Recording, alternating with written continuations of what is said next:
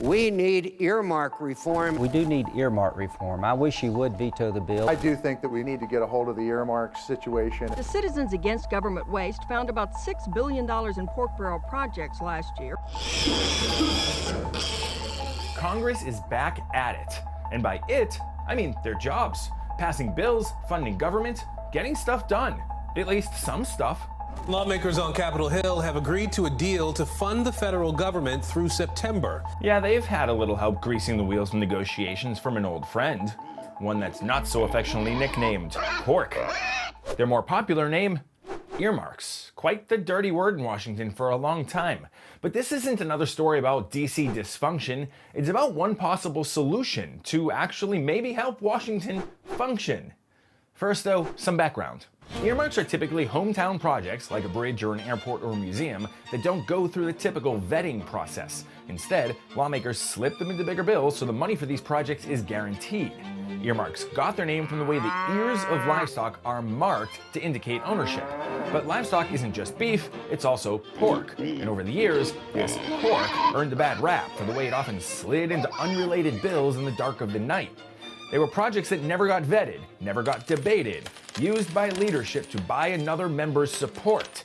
And it worked, since every lawmaker knows the easiest way to get reelected is to bring home the bacon. In 2011, earmarks were outlawed by Congress in an effort to reel in budgets. So how could the return of earmarks possibly be a good thing? Number one, it's gotten Democrats and Republicans to work together again. Number two, it's hard to threaten a government shutdown when you've got specific hometown projects on the line.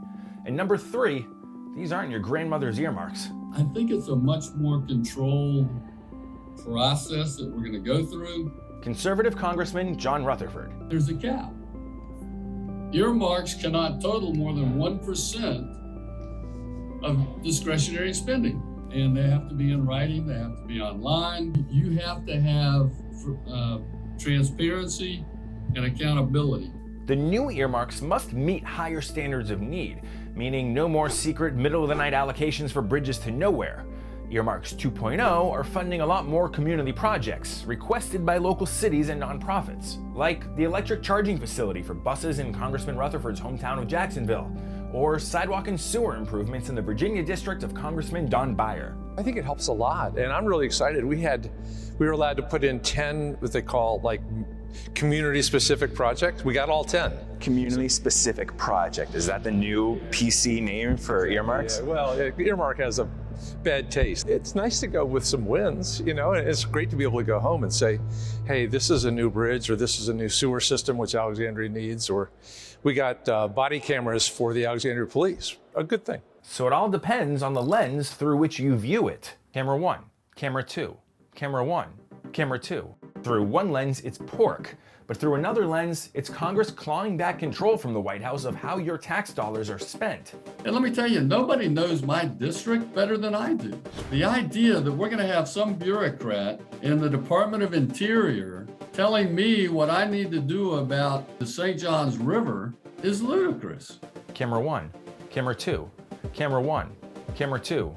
Earmarks are corrupt, costly, and inequitable. But not everybody sees through the same lens. Tom Schatz, President, Citizens Against Government Waste.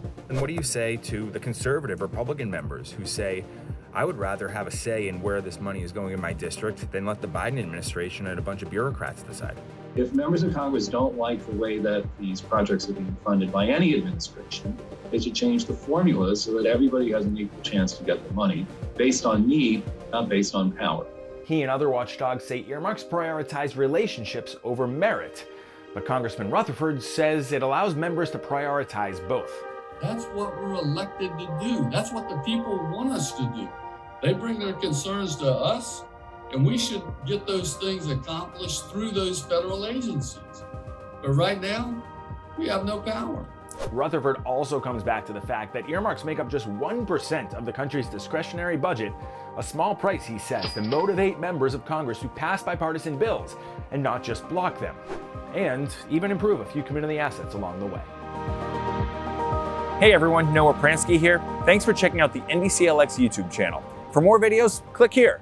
And don't forget to click subscribe to join the NBCLX community.